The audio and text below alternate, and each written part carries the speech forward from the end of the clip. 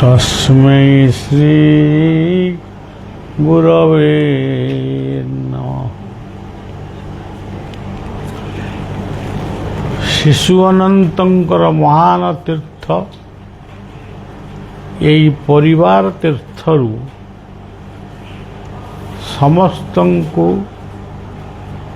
शुभेच्छा अर्पण करुछि। वर्तमान आम परिवेश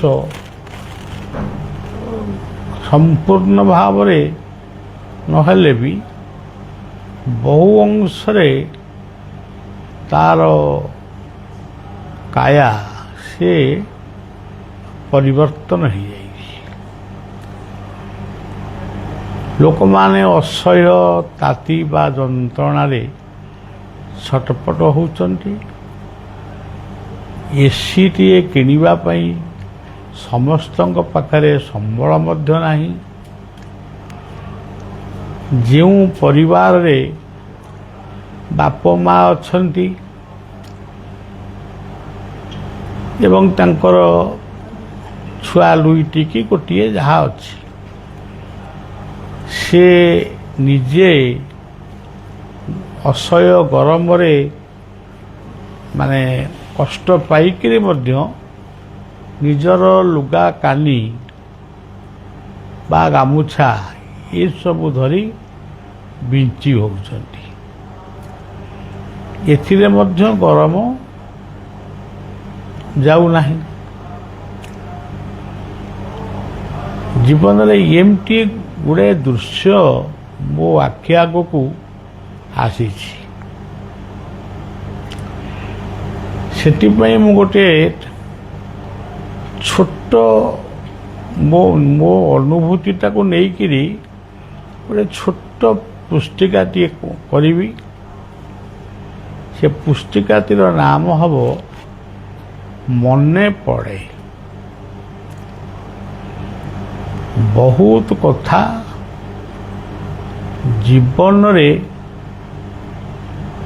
मने पड़े, अनेक भूल भी जाती। कि जोटा मने पड़े से कथा भीतर माने बहुत कथा भी अच्छी। गोटे परिवार आश्रम रहिले तांकर झीटी आउ तांकर पुअटी से स्वामी स्त्री ये माने रहिबार उद्देश्य अन्य किछि नाही। केवल टिके गंडे खाइबे, खंडे पिंधिबे, गोटे कोटी कौन जगह देखे मिलले शोइबे एवं आश्रमर कार्य मध्य करिवे। से जेतिके तांको आसुछि ये जो मनोभाव नहीं आसिले मुझे नहीं करी पारे। मुझे अच्छा हो रुह से रहिले। संध्या बेले प्रार्थना चली। सी प्रार्थना समय मोर दृष्टि पड़ा से जो बाप माँ पुओ झीटी अत्यंत छोट छोट कहले माने ताको बयस बोले 4-5 वर्ष हम। सेतबेले प्रचंड शीत राति।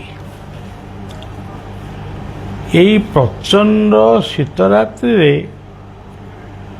कहारी पाखरे चादर खंडे ना। जीए जो लुगा टिकक पिंधिकी आसी से गुड़िक तार साथी आउ द्वितीय खंड भी ना। मु लक्ष्य करुए सी पिलाटी माँ कोल अनेक समय मार पणत कानी तले शोई सारिबा परे माँ तांकु छुआटी को बापांक कोल को देला। तांको बापांक कोल सी कौन कले ना सी गोटे ଚାଦର ନୁହେଁ, ଏ ଯେଉଁ ଶୀତ ଦିନେ ମା' ମାନେ ଯେଉଁ କ'ଣ ସ୍କାର୍ପ ନା କ'ଣ ଏମିତି ଗୋଟେ ତାକୁ କହନ୍ତି, ସେ ତାକୁ ଘୋଡ଼େଇ ହେଇଥିଲେ। ସିଏ ଯୋଉଠୁ କ'ଣ କଲେ, ସେଇ ଚାଦରଟିକୁ ଆଣି ଛୁଆକୁ ଘୋଡ଼େଇ ଦେଲେ ଏବଂ ନିଜେ ବସିକିରି ପ୍ରାର୍ଥନାରେ ଯୋଗ ଦେଲେ। ଆଉ ମୁଁ ଏଇ କଥା ଦେଖି ମୋର ମନରେ ଗୋଟେ ଗଭୀର ଦୁଃଖ ଜାତ ହେଲା। ମୁଁ ପିଲାଦିନୁ ଶୁଣୁଛି ଭାରତବର୍ଷର ସ୍ୱାଧୀନତା ମୁଁ ଦେଖିନି। ସ୍ୱାଧୀନତା ପରେ ମୋର ଜନ୍ମ। 1947 ମସିହାରେ ଭାରତ ସ୍ୱାଧୀନ ହେଲା, କିନ୍ତୁ ଆମେ ସବୁ ଜନ୍ମ ହେଲୁ 1954 ମସିହାରେ। ସେତେବେଳକୁ କେତେ ଦିନ ଗତ ହେଇଗଲାଣି। ଆଉ ଜନ୍ମ ହେବା ଦିନ ଠାରୁ ଯେତେ ସରକାର, ଯେତେ ପ୍ରତିନିଧି ମାନେ ଇଏ ଭାରତବର୍ଷରେ ଆଗୁଆ ଥିଲେ, ସମସ୍ତଙ୍କର ଗୋଟିଏ ଆହ୍ୱାନ ଆଗ ଶୁଭେ, ଗରିବୀ ହଟାଅ। ଇଏ କଥାଟି ଯେତେବେଳେ ଆମେ ଶୁଣୁ ଭାରି ଭଲ ଲାଗେ ଯେ ଏଇ ସରକାରଙ୍କୁ ଆମେ ମାନେ ଭୋଟ ଦେବୁ, କାରଣ ଇଏ ଗରିବ ଆଉ କାହାକୁ ରଖିବେନି, ସମସ୍ତଙ୍କୁ ମାନେ ସହାୟ ହେବେ। ତାପରେ ମନ ଭିତରେ ଆସିଲା ଇଏ ସବୁ ପ୍ରହେଳିକା, ବାକ୍ଚାତୁରୀର ପ୍ରଳାପ। ଯେମିତି ଗୋଟାଏ ଶୈତାନର ଗୋଟାଏ ପ୍ରଳାପ ରହିଛି, କି ଗୋଟେ ପାଗଳାର ଯେମିତି ଗୋଟେ ପ୍ରଳାପ ରହିଛି, ଏମାନେ ସେଇଆ। ଭୋଟ ଖଣ୍ଡେ ଆମଠୁ ନେବେ ବୋଲି ଏମାନେ ଏମିତି କହୁଛନ୍ତି ଯେ ଆମେ ଗରିବ ହଟେଇବୁ। କୋଉଠି କୋଉ ଗରିବ ହଟିଛନ୍ତି? ସେଇ ଗରିବଟିକୁ ମୁଁ ପଚାରିଲି, ମୁଁ କହିଲି ନନା, ତୁମେ ତମର କ'ଣ ସବୁ ନେଇକି ଯାଇଛ ପିନ୍ଧିବା ପାଇଁ, ଶୋଇବା ପାଇଁ? ସେ ସବୁ କହିଲେ, ନା ଆମେ ଗୋଟିଏ ମଠରେ ଥିଲୁ, ଆମକୁ ସେଠି ମନା କରି ରହିବା ପାଇଁ। ମୁଁ ସେଠି ବହୁତ ଦିନ ରହିଲି, ବର୍ଷେ 2 ବର୍ଷ। ଥରେ ଆମେ ଯୋଉଠି ବସିଥିଲୁ ସେଇଠି ଉଠି ପଳେଇ ଯାଇଛୁ, ଆଉ ଅଛି କ'ଣ? ରାତିରେ କେମିତି ଶୋଇବ? ସେ କିଛି କହିଲେନି, କେବଳ ଆଖିରୁ ଲୁହ ଟିକେ ଗଡ଼ି ଆସିଲା ଏବଂ ଏତିକି କହିଲେ, ସେ ଅନନ୍ତଙ୍କ ଇଚ୍ଛା, ଆପଣଙ୍କ ଇଚ୍ଛା। ତାପରେ ସେତେବେଳେ ଯେ ଆଶ୍ରମରେ ଦାୟିତ୍ୱରେ ଥିଲେ, ମୁଁ ତାଙ୍କୁ ସାଙ୍ଗେ ସାଙ୍ଗେ ଡାକିକିରି କହିଲି, ଏ ମା, ପୁଅ, ଝିଅ ସମସ୍ତଙ୍କୁ ଖଣ୍ଡେ ଖଣ୍ଡେ ଚାଦର ଦିଅ। ସେ ଚାଦର ହଉ, କମଳ ହଉ, ଗାମୁଛା ହଉ, ଖଣ୍ଡେ ଦିଅ। ସେ ଆଗେ ରାତିରେ ଶୋଇ ସାରନ୍ତୁ। ପ୍ରକୃତରେ ସେ ଯେତେବେଳେ ସେ ଚାଦର, କମଳ, ଗାମୁଛା ଏସବୁ ପାଇଲେ, ମୋତେ ଲାଗୁଥାଏ ସେମାନେ ଯେଭଳି ବର୍ତ୍ତମାନ ଦିବ୍ୟାଲୋକରେ ଅଛନ୍ତି। ସେମାନେ ବର୍ତ୍ତମାନ ନିଜ ଜୀବନକୁ କୃତାର୍ଥ ମନେ କରୁଛନ୍ତି। ଆଜି ରାତିରେ ଯାହା ଆମର ଆଶ୍ରମରେ ହେଇଥିବ, ସେକୁ ଟିକେ ଖାଇ ସେ ଆଜି ଆନନ୍ଦରେ ଶୋଇବେ।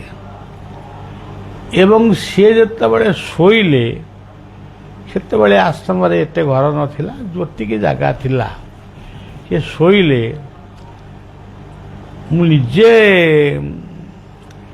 ମୁଁ ସେତେବେଳେ ଖଡ଼ମ ମଡ଼ଉଥିଲି। ସେ ଖଡ଼ମକୁ ଥୋଇ ଦେଇ ମୁଁ ଚୁପ୍ ଚୁପ୍ ଚୋରଙ୍କ ଭଳିଆ ମୁଁ ଯାଇକିରି ସେଇ ଘର ପାଖକୁ ଯାଇକିରି କାନ ପାରିଲି ଯେ କ'ଣ କଥାବାର୍ତ୍ତା ହେଉଛନ୍ତି ବା କ'ଣ ମାନେ ମୋର ଅନୁଭବ ହେଲା ସେମାନେ ଖୁସିରେ ଅଛନ୍ତି। ତେଣୁ ଆପଣମାନେ ଏତିକି ଜାଣିବା ଦରକାର, ଜଗନ୍ନାଥଙ୍କ କ୍ଷେତ୍ରରେ ଆମେ ଦର୍ଶନ କରୁଛୁ, ଆମ ଆଗରେ କିଛି ଲୋକ ଦର୍ଶନ କରୁଛନ୍ତି। ଗୁଣ୍ଡିଚା ବାଡ଼ିରେ ଗୋଟିଏ ଲୋକ ମଇଳା ଲୁଗା ପିନ୍ଧିଛି, ମଇଳା ଗାମୁଛା ଖଟେ କାନ୍ଧରେ ପକେଇଛି, ଯେଉଁ ଗେଞ୍ଜିଟା ପିନ୍ଧିଛି ସେ ଗେଞ୍ଜିର ଦି ପାଖରୁ ଚିରି ଯାଇଛି, ତେଲିଆ ତେଲିଆ ଟିକେ ଗନ୍ଧ ହେଉଛି, ସୋରିଷ ତେଲ କି କ'ଣ। ବଳିଆ ଯେତେବେଳେ ବଳଦେବ ପ୍ରଭୁଙ୍କୁ ଯେତେବେଳେ ଆଗ ଦର୍ଶନ କରି ଟିକେ କ'ଣ ଆମେ ତ ଏତେ କଥା ଜାଣିନୁ, ଯାହା ଟିକେ ଗାଇଲୁ, ସେତେବେଳେ ସିଏ କହୁଛି, ହାତ ଟେକିକିରି କହୁଛି, ମଣିମା ମଣିମା ମୋ ଗୁହାରି ଟିକେ ଶୁଣ, ମୋତେ ସବୁଦିନେ ଏମିତି ଗରିବ କରି ରଖ। ମୋ ଶୋଳ୍କ ପଡ଼ାଟା ସେଇଠୁ ଅଧା ହେଇଗଲା। ବୋଲେ କ'ଣ ଇଏ କହୁଛି ମୋତେ ଗରିବ କରି ରଖ? ସମସ୍ତେ ଠାକୁରଙ୍କ ପାଖକୁ ଆସିଛନ୍ତି, ବଡ଼ ଲୋକ ହେବେ କି ଗୁଡ଼ା ପ୍ରତିଷ୍ଠିତ ଲୋକ ହେବେ, ଇଏ କ'ଣ କହିଲାଣି ମୋତେ ଗରିବ ଲୋକ? ମୁଁ ଗରିବ ହେଇକିରି ଥିଲେ ସବୁଦିନେ ତମକୁ ଦର୍ଶନ କରିବାକୁ ଆସିବାକୁ ଇଚ୍ଛା ହେବ ଏବଂ ମୁଁ ଦର୍ଶନ କରିପାରିବି ଏବଂ ମୋ କଥା ମୁଁ କହିପାରିବି। ଯଦି ବଡ଼ ଲୋକ ହେଇଯିବି, ଅର୍ଥ ହେଇଯିବ, ତାହେଲେ ମୁଁ ହୁଏତ ନ ଆସିପାରେ। ମୋ ପ୍ରାର୍ଥନାଟି ତା ପ୍ରାର୍ଥନା ଭିତରେ ସରିଗଲା। ବୋଲେ ଆଉ କାହିଁ ମୁଁ ପ୍ରାର୍ଥନା କରିବି? ଇଏ ତ କହୁଛି ଗରିବ ହେବା ଦରକାର, ମୁଁ କାହିଁ କହିବାକୁ ଯିବି ମୋର ବଡ଼ ଲୋକ ହେବି? ଏ ରହିଲେ ସିନା କହିବି, ଚାଲିଗଲେ ଗଲା ଆଉ। ତେଣୁ লিভি লিভি আসে জীবন প্রদীপ সরি সরি আসে আয়ু, এ মোর সংসার বিদায় পূର୍ବরু এটিকি চন্দ কথা। কথা পদে আଜି ବି ମନେ ପଡ଼ୁଛି, କେତେ ମହାନ କଥା। ଆମେ ତ ବହୁତ ମାନେ ଆମ ମାନେ ବହୁତ ଶ୍ଳୋକ, ବହୁତ ସାହିତ୍ୟ, ବହୁତ ମାନେ ଅଳଙ୍କାର ସବୁ ଆମେ ପଢ଼ୁଛୁ, ତଥାପି ସେ ସରୁନି। କିନ୍ତୁ ସେ ଶ୍ଳୋକ ଆମେ ପଢ଼ୁଛୁ, ଆମର ବିଶ୍ୱାସ ଅଛି ଏ ଶ୍ଳୋକର ଅର୍ଥଟା ଜଗନ୍ନାଥ ନିଶ୍ଚୟ ବୁଝିବେ କି ଆମର ଇଷ୍ଟଦେବ ବୁଝିବେ। ମୋତେ କାହିଁକି ଲାଗେ ଇଏ ଶ୍ଳୋକର ଅର୍ଥ ଜମା ଜଗନ୍ନାଥ ଶୁଣୁନାହାନ୍ତି, ସେଇଥିପାଇଁ ତାଙ୍କ କାନ ବୋଧେ ନାହିଁ। ସିଏ ଶୁଣନ୍ତି ଗରିବର ଡାକ, ସେଥିପାଇଁ ତାଙ୍କ ନାଁ ହେଉଛି ଦୀନବନ୍ଧୁ। କୌଣସି ଜାଗାରେ ତ ଆମେ ଦେଖିନୁ ସେ ଧନୀ ବନ୍ଧୁ ବୋଲି ନାଁ ତାଙ୍କର କୋଉଠି ନାହିଁ, ଲୋକବନ୍ଧୁ ବୋଲି କେହି କହନ୍ତି। କିନ୍ତୁ ଦୀନବନ୍ଧୁ ସେ ପ୍ରକୃତରେ ଦୀନ ମଣିଷର ବନ୍ଧୁ। ବିଦୁର ଘରେ ଚାଉଳ ନାହିଁ, ଅଟା ନାହିଁ, ପନିକି ନାହିଁ, ଛୁରୀ ନାହିଁ, ପରିବା ନାହିଁ କି ରୋଷେଇ ନାହିଁ। ତାରି ଘରେ ଦ୍ୱାରିକାଧିପତି ସମ୍ରାଟ ଭଗବାନ କୃଷ୍ଣ ଅତିଥି ହେଲେ, ତାରି ଖାଦ୍ୟ ଖାଇଲେ। ସେ ଖାଇଛନ୍ତି କି ନ ଖାଇଛନ୍ତି ଆମେ ବି ଦେଖିନୁ, ବହିରେ ଲେଖା ହେଇଛି ଶୁଣୁଛୁ। ଯଦି ବି ସେ ଖାଇ ନଥିବେ, ଗୋଟା କିଏ ମିଛରେ ଲେଖିଦେଇଥିବ, ସିଏ ଗପଟା ଆମକୁ କ'ଣ ଶିଖଉଛି? ସେ ଗପଟା ତ ଆମକୁ ଶିକ୍ଷା ଦେଉଛି ନା। ସେ ସତ ହେଇପାରେ, ମିଛ ହେଇପାରେ, ସେଥିରୁ ଆମକୁ କ'ଣ ମିଳିବ? ଯେଉଁଠି ଶ୍ରଦ୍ଧା, ଯେଉଁଠି ଆକର୍ଷଣ, ଯେଉଁଠି ଭଲ ପାଇବା ରହିଛି, ସେଠି ସବୁ କଥା ଠିକ୍ ସମୟରେ ଆସିକରି ମିଳିବ। ତେଣୁ ସଜ୍ଜନ, ଏଇସବୁ କଥା କହିବାର ଉଦ୍ଦେଶ୍ୟ ହେଉଛି, ଆଜି ମଣିଷ ନିଜକୁ ଗରିବ ବୋଲି କହିବା ପାଇଁ ସେ ଇଚ୍ଛା କରୁନି, ତାକୁ ଲାଜ ମାଡ଼ୁଛି। ମୁଁ ଜଣେ ଗରିବ, ଏ କଥା କହିବା ପାଇଁ ତାକୁ ଲାଜ ମାଡ଼ୁଛି। ତାକୁ ଯଦି ବାବୁ କହିବ, ସେ ଭାରି ମାନେ ଖୁସି ହେଉଛି ଯେ ମୁଁ ଜଣେ ବାବୁ। କିନ୍ତୁ ପ୍ରକୃତରେ ଯେଉଁଠି ବାବା ଶବ୍ଦ ଅଛି, ଲୋକ ତମକୁ ଦେଖିଲେ କହୁଛନ୍ତି ମାନେ ବାବା, ମାନେ ବହୁତ ବଢ଼ିଆ ଲୋକ। ଆଉ ଯେଉଁଠି ବୁଦ୍ଧି ରୂପକ ରତ୍ନ ଅଛି, ସେଇମାନେ ପ୍ରକୃତରେ ବାବୁ। ଯେଉଁଠି ବୁଦ୍ଧି ନାହିଁ କି ପ୍ରଶଂସା ନାହିଁ, ସେ ବାବୁ କେମିତି ହେବେ? ସେ ବାବୁ ହେଇଥିଲେ ବି ତାଙ୍କୁ କେହି ବାବୁ ଡାକିବେନି। ତେଣୁ ଆଜିର ସୃଷ୍ଟିରେ ଜ୍ଞାନର ଅଭାବ ନାହିଁ, କର୍ମର ବି ଅଭାବ ନାହିଁ, ଦୋକାନ ବଜାରର ଅଭାବ ନାହିଁ। କିନ୍ତୁ ଅଭାବ ଅଛି ଉଦାରତାରେ। ଉଦାରତା ଅଭ୍ୟାସ ଅଛି, ମାନେ ତାର ଆବଶ୍ୟକ ଅଛି। ସେ ଅନ୍ୟକୁ ହାତ ଅଙ୍ଗୁଠି ଦେଖେଇ ବହୁତ କଥା କହିପାରୁଛି। ତା ମିଛ କଥାଟାକୁ ସିଏ ମଧ୍ୟ ତାକୁ ସତ ଭଳିଆ ବର୍ଣ୍ଣନା କରିପାରୁଛି। କିନ୍ତୁ ସେ ଭାବୁନେଇ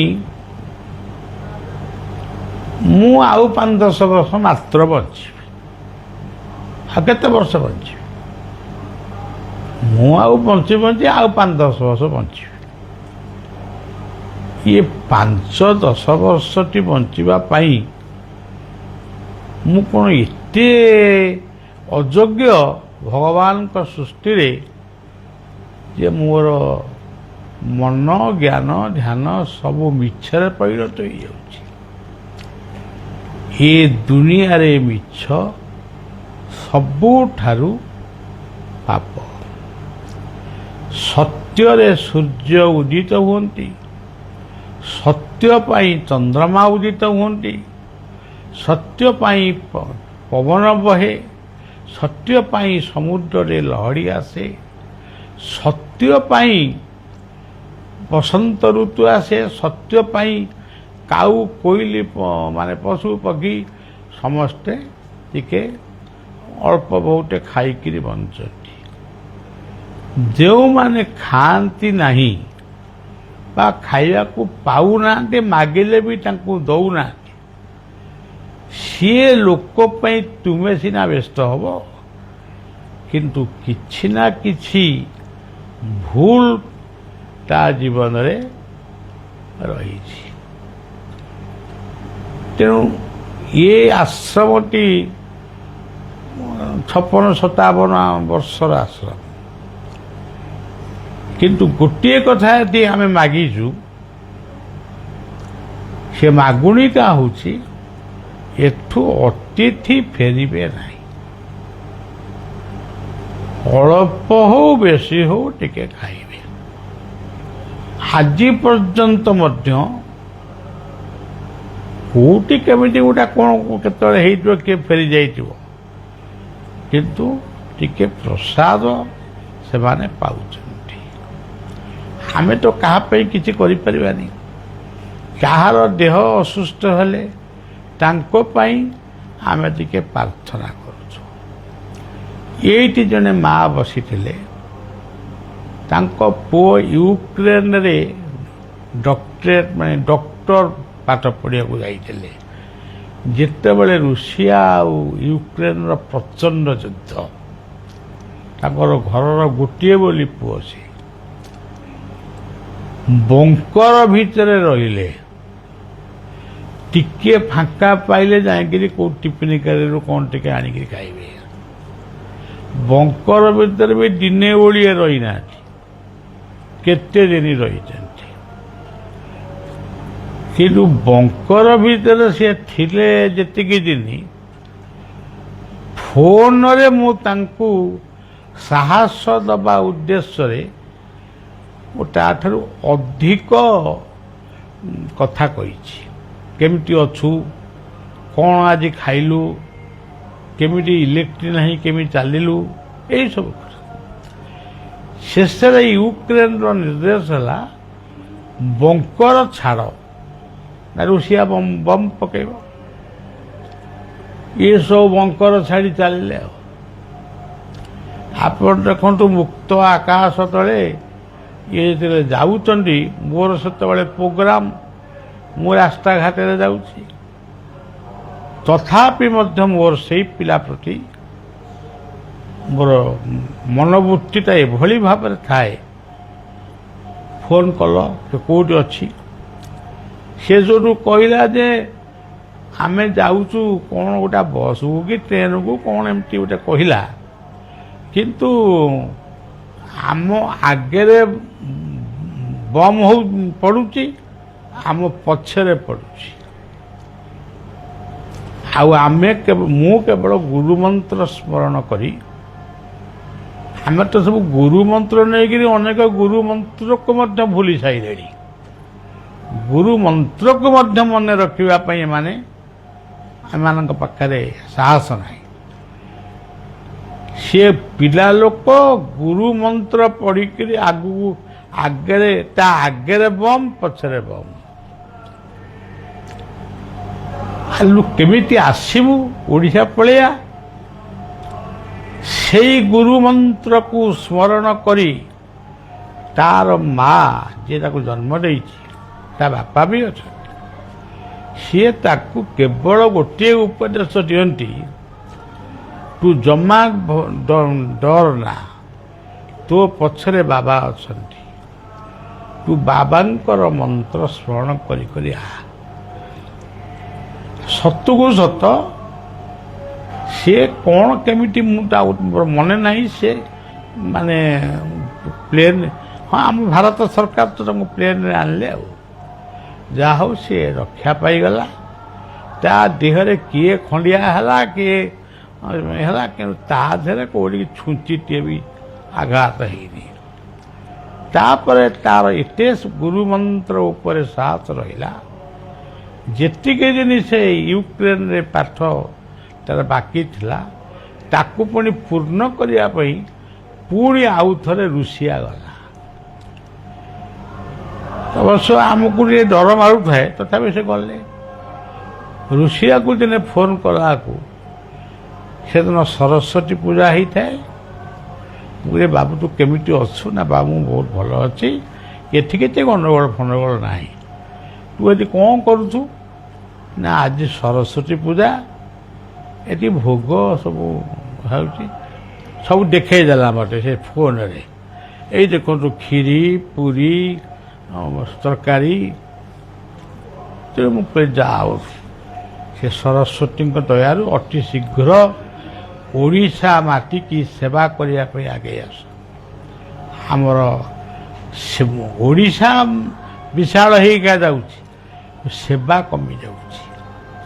ତେଣୁ ଆଜି ଓଡ଼ିଶାରେ ଆସି ପ୍ରଭୁ ଜଗନ୍ନାଥଙ୍କ କ୍ଷେତ୍ରରେ ସେ ସେବକଟିଏ ହେଇ ଡାକ୍ତରଖାନାରେ ସେବା କରୁଛି।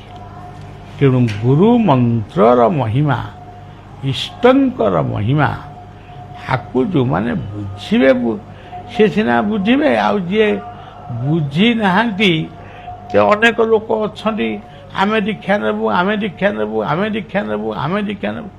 ନିଅ, କ'ଣ ଦୀକ୍ଷା ନେବା କଥା ନିଅ।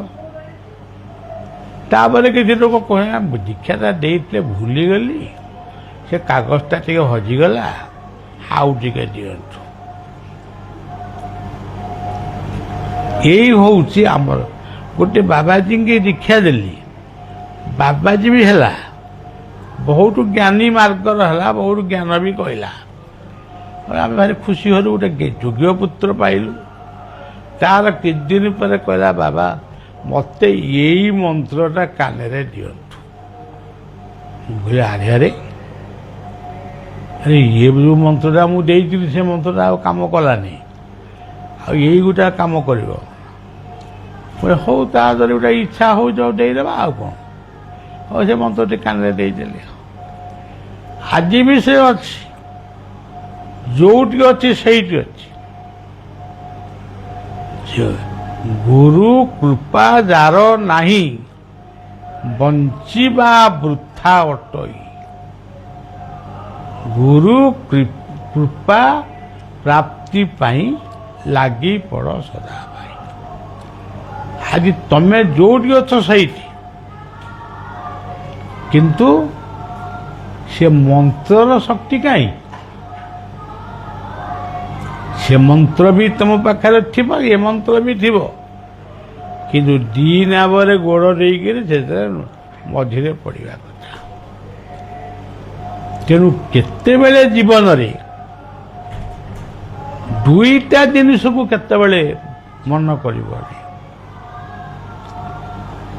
ଜଣଙ୍କୁ ତମେ ଗୁରୁ କଲ, 5 ଜଣ ସାଧୁଙ୍କ ପାଖକୁ ଯାଅ, ତାଙ୍କ ସତ୍ସଙ୍ଗ ଶୁଣ, ତାଙ୍କ ବହି ପଢ଼, ତାଙ୍କ ଫଟୋରେ ଫୁଲ ଦିଅ, ସେ ସବୁ ଭୁଲ ଜମା ନୁହଁ।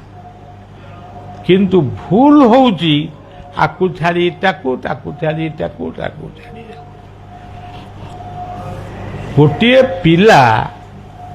ଗୋଟିଏ ପିଲାକୁ ଅତି ଭଦ୍ର ପିଲା ବୋଲି ଭାବି ତାକୁ ବଳିଆ ନିଜେ ବାହାଘର କରିଥିଲା।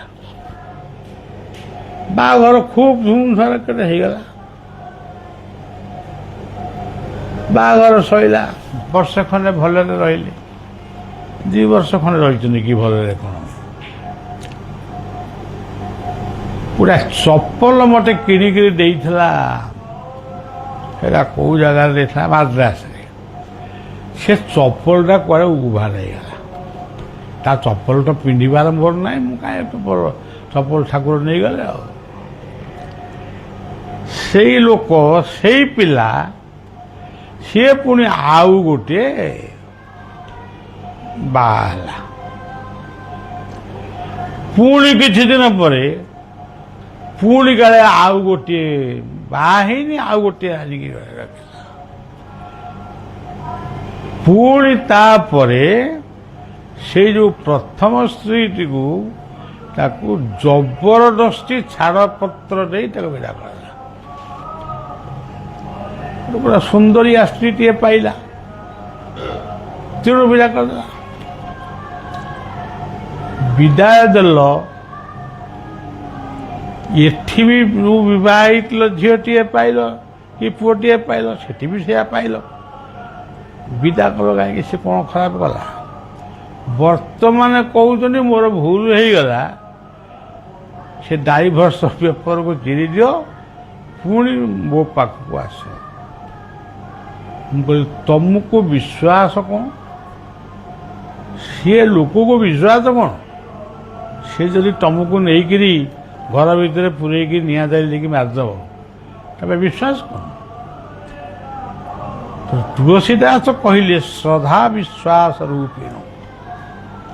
ଏଇ ସମାଜର କଥା ମୁଁ କହୁଛି, ମୁଁ କାହାକୁ ଆକ୍ଷେପ କରି କହୁନି। ଆଉ ଯଦି ମୁଁ ଆକ୍ଷେପ କରି କହେ ତମେ ମୋର କ'ଣ କରିବ? ଯଦି ମୋ ଇଚ୍ଛା ହେବ ମୁଁ ତମକୁ ଡାଇରେକ୍ଟ କହିବି, ତମେ ଏଭଳି ଭୁଲ ଜୀବନରେ କଲ କାହିଁକି? ଗୋଟେ ନାରୀର ଆଖିରୁ ଲୁହ ବୁହାଇ ତୁମେ ଜୀବନରେ ପାଇଛ କ'ଣ? ପାଇବ କ'ଣ? ତେଣୁ ଶେଷରେ ତମକୁ ପଶ୍ଚାତାପ କରିବାକୁ ପଡ଼ିବ। ସେ ପଶ୍ଚାତାପର ପୁଟୁଳି ବନ୍ଧା ହେଇକିରି 2 ବର୍ଷ ହେଲା ରହିଛି। ତାକୁ ଟିକେ ମୁଁ ଫିଟେଇନି, କୋଉଦିନ ଫିଟେଇ ଦେଲେ ସବୁ ତୁମେ ଜାଣିପାରିବ। ତେଣୁ ଭଲ ମଣିଷ ହୁଅ, ଭଲରେ ରୁହ। ଏ ନିଶା, ମାଦକ, ନାରୀ, ଅର୍ଥ ଇଏ ତମର ସବୁ କ'ଣ କରିବ? ମୋ ସାଙ୍ଗରେ ପାଠ ପଢ଼ୁଥିବା ଜଣେ ରୋହିତ ଦାସ ବୋଲି ଜଣେ କଣ୍ଟ୍ରାକ୍ଟର, ସବୁ ଆମ ଗୋଟିଏ ବ୍ୟାଚର ପିଲା। ଆମେ ଭାରତ ବର୍ଷ ସେ ଗୋଟେ ବିରାଟ କଣ୍ଟ୍ରାକ୍ଟର ହେଇଗଲା। କରୋନା ଧଇଲା, ଥରେ ଭଲ ହେଇଗଲା, ପୁଣି ଆଉ ଥରେ ଧଇଲା। ଗୋଟେ ସ୍ୱତନ୍ତ୍ର ପ୍ଲେନ୍ ରିଜର୍ଭ ହେଲା, ଉଡ଼ାଜାହାଜ।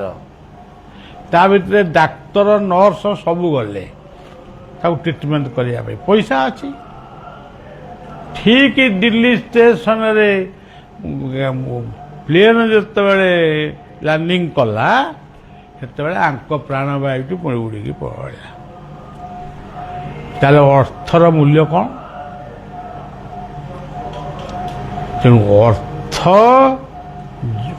ଠାକୁର ଅନୁକୂଳ କେତେ ସୁନ୍ଦର କଥାଟିଏ କହିଥିଲେ, ତାକୁ କିଏ ମାନୁଛି କି ନାହିଁ ମୁଁ କହିବି, ମୁଁ ତ ମାନୁଛି। ଆଉ ଅର୍ଥ, ଯଶ, ମାନ, ବାୟା କହିଲେ ଲାଭ, ପୂଜା, ପ୍ରତିଷ୍ଠା। ଆକୁ ସବୁ ତ୍ୟାଗ ନ କଲେ ତୁମେ ଜୀବନରେ କାହାରି ହେଇପାରିବନି। ଶେଷରେ ଆଇଛ, ବୋଝେ ଖାଇବ, ଆଉ କ'ଣ ଗୋଟେ ଭଲ କି ଗୋଟେ ପିଆ ପିଇ କରି ଶୋଇବ, ସକାଳେ ଉଠିବ, ତାପରେ ଯେଉଁ କଥାକୁ ସେଇ କଥା। ଏମିତି ହେଇକି ଦୁନିଆରୁ ଯିବ। ତମକୁ କିଏ ମନେ ରଖିବ? ତମ ଇତିହାସ କେଉଁଠି କିଏ ପଢ଼ିବ କାହିଁକି? ଏଇସବୁ କଥା ମୋର ମନେ ପଡ଼ୁଛି। ଯାହା ମନେ ପଡ଼ିବ ଏଣିକି ମୁଁ ଲେଖିବି। ଆଉ ତେଣୁ ସଜ୍ଜନ, ଭଲ ମନର ମଣିଷଟିଏ ହୁଅ, ଏତିକି ନିବେଦନ କରି ରହୁଛି। ଜୟ ଜଗନ୍ନାଥ, ଜୟ ହରି।